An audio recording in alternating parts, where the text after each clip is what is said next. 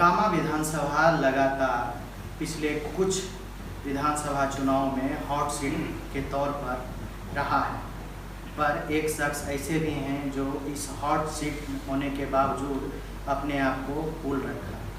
उन्हीं से मैं आपको मिलवाऊँ। ललन सिंह, नन्हेली रंजन उर्फ ललन सिंह, जो लगातार मोकामा विधानसभा क्षेत्र के महत्वपूर्ण हिस्सा रहे हैं। ये किसी पर्चे के मोहताज नहीं है।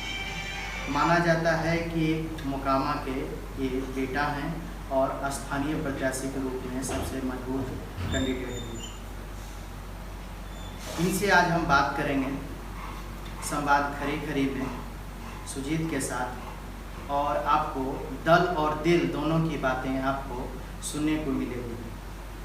हम बात करेंगे जिसमें कुछ खट्टी मीठी और कुछ झोंकदार सवालों का भी मिश्रण होगा, तो आप लगातार बने रहें संवाद न्यूज के साथ। अपना संवाद। नमस्कार, अपना संवाद के दर्शकों को मेरा नमस्कार। आपको मोकामा के बेटा के तौर पर देखा जाता है। एनडीए में इस बार मोकामा विधानसभा में मौका मिलेगा, कितने आश्वस्त हैं? आश्वस्त तो मान लीजिए ये पार्टी कर सकता है, ये तो पार्टी पर निर्भर है। आश्वस्त हम जब जदयू में शामिल हुए थे, हम थे, बड़े भाई नीरज जी थे, सब एक साथ मिल करके बैठ करके बातचीत करके हुआ था, और जिस ढंग से बातचीत हुआ उस ढंग से काम भी चल रहा है। आपस में दोनों से आप दोनों स्नातक चुनाव लड़ने में भी सक्षम है और विधानसभा चुनाव लड़ने में भी सक्षम है, तो दोनों में से आप दोनों तय कीजिए कि आप दोनों में से कौन।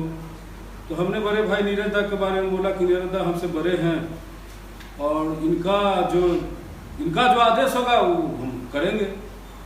तो उन्होंने स्वयं बोला था कि हम स्नातक से चुनाव लड़ते हैं और स्नातक ही मेरा पहला पसंद है और स्नातक से ही हम लड़ना चाहते हैं। तो जब उन्होंने कहा कि स्नातक से लड़ते हैं तो हम लगातार विधानसभा चुनाव लड़ते आ रहे हैं और हमको भी मैंने विधानसभा चुनाव लड़ने का इच्छुक है। मोकामा की जनता हमको सेवा करने का आगे मौका देगा, उसके सेवा पर हम खरा उतरेंगे। उस लायक अगर जो हमको समझेगा तो फिर हम जनता के सामने जाएंगे, अन्यथा फिर जैसे है वैसे रहेंगे। लोजपा से आपके मित्र सूरजभान सिंह के भाई चुनाव लड़ने के लिए ताल ठोक चुके हैं, इस पर क्या?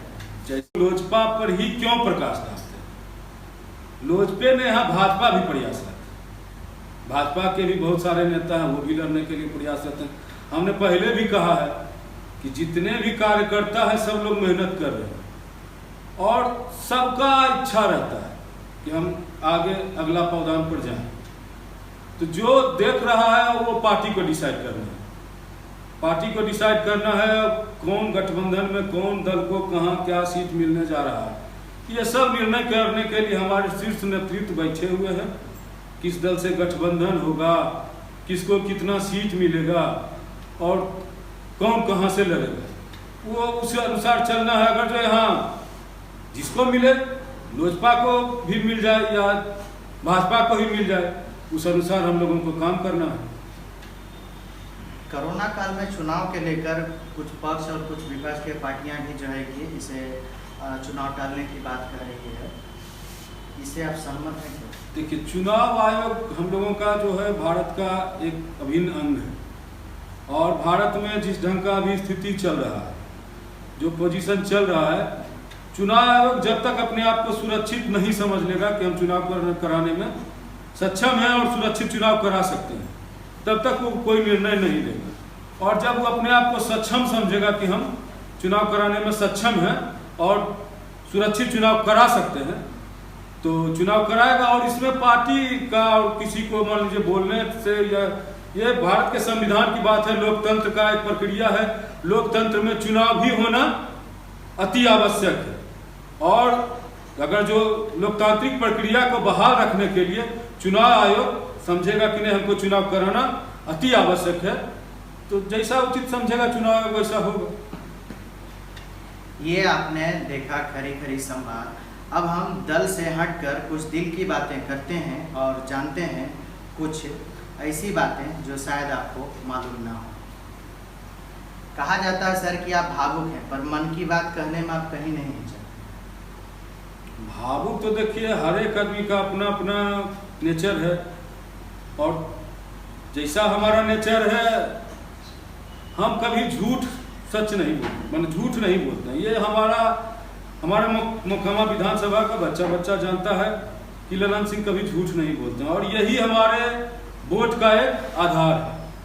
हम किसी को झूठ पूछ दौड़ाते नहीं हैं कि आओ ये काम कल कर देंगे, परसों कर देंगे, इस टाइप का हमारा नेचर नहीं है।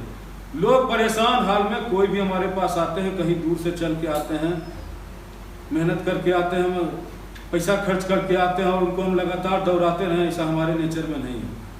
और कोई भी हमारे पास आता है तो हमको अपना समझ करके आता है, अपना भाई है, अपना बेटा है, तभी वो समझ करके हमारे पास आता है। और हमसे संभवतः जो होने वाला रहता है उसमें हम तुरंत उस पर कार्रवाई करते हैं और प्रयास करते हैं कि जिस स्तर से जहां भी जैसे भी हो उसका काम करवाने का प्रयास करते हैं। जो होने वाला नहीं होता है वो हम डायरेक्ट वे में कह देते हैं कि हमसे होने वाला नहीं है। लेकिन यही चीज़ हमको लोग सिखाते हैं कि आप सीधे दो टूक बोल देते हैं, ऐसा राजनीति में नहीं होता।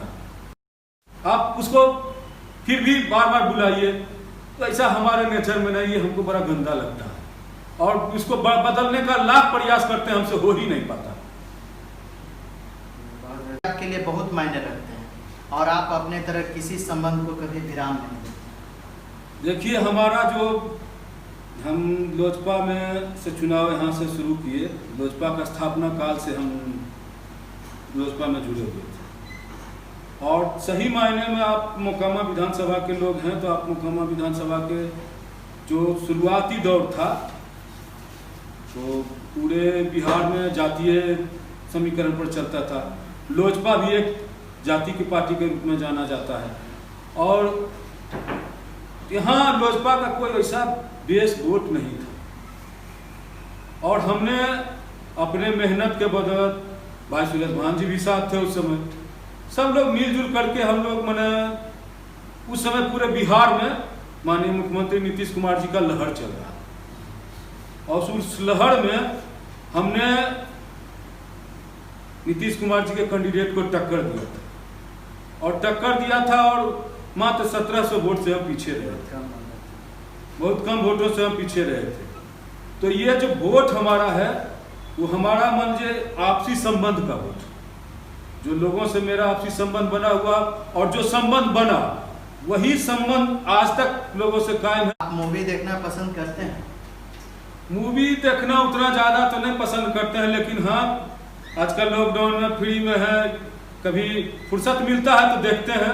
और पसंदीदा मूवी? पसंदीदा, हमारा पसंदीदा कलाकार सन्नी देओल।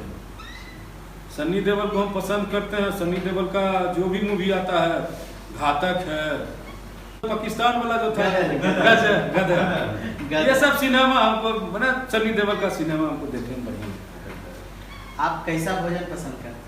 भोजन में हम वेज नॉन वेज दोनों पसंद करते हैं। सोशल मीडिया पर हाँ मैं भी ललन करके एक कैंपेन देख रहे हैं, इसे आप कैसे देखते हैं?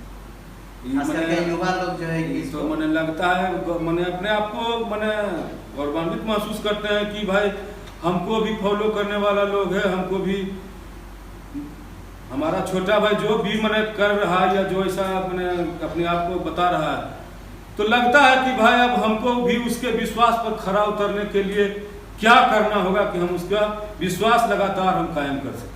दर्शकों को कोरोना के लेकर क्या संदेश देना चाहिए? दर्शकों को कोरोना लेकर के संदेश देखिए रहे हैं। अभी तो मैंने क्या कहें, परशुराम की कृपा से मोकामा अभी तक अछूता था। सचेत रहने का अब समय आ गया है। अब जितना ज़्यादा सचेत रहिएगा उतना मान लीजिए अपने आप को सुरक्षित महसूस कीजिएगा और अपने परिवार, अपने गांव मोहल्ला सबको सुरक्षित रखिएगा। और जैसा बीमारी आप देख ही रहे हैं, जरा सा भी जो मैंने कमजोर हृदय के लोग हैं उनको क्या हासिल हो रहा है, या वो कर दिया। जबकि सरकार हम लोगों के सुरक्षा के लिए जो भी कर रहा है, हम लोग सुरक्षित रहें, इसी के लिए सरकार के द्वारा जो भी दिशा निर्देश लाया जा रहा है, कराया जा रहा है, कहीं सैनिटाइज कराया जा रहा है, कहीं कुछ कराया जा रहा है। अब हम तो यही कहेंगे, सरकार के द्वारा जो भी दिशा निर्देश दिया जा रहा है, डॉक्टरों के द्वारा जो दिशा निर्देश दिया जा रहा है, गर्म पानी पीजिए, नींबू, हमारे सांसद महोदय ललन बाबू भी अभी वर्चुअल रैली में बोले थे अपने सभी कार्यकर्ता सभी लोगों को कि भाई सुबह में उठिए, 2-3 टाइम गर्म पानी में नींबू डाल करके पीजिए, रात में सोने के टाइम में हल्दी वाला दूध जरूर पीजिए और बीच में 1-2 बार काढ़ा भी अपना इम्यून सिस्टम को मजबूत करें। और जब तक वो अपने आप को मजबूत नहीं होंगे तो आपका परिवार आप अब खतरे के निशान में चल रहे हैं। कब किसके दरवाजे पर दस्तक दे देगा कहना मुश्किल है। आपने सुना खरी खरी संवाद में ललन सिंह को, जो भावी प्रत्याशी के तौर पर जनता दल यू से हैं मोकामा विधानसभा के। आगे और भी होंगे खरी खरी संवाद में बहुत सारे नेता, और आपको ऐसे ही दिलचस्प किस्सों से अवगत कराएगा आपका सुजीत। धन्यवाद।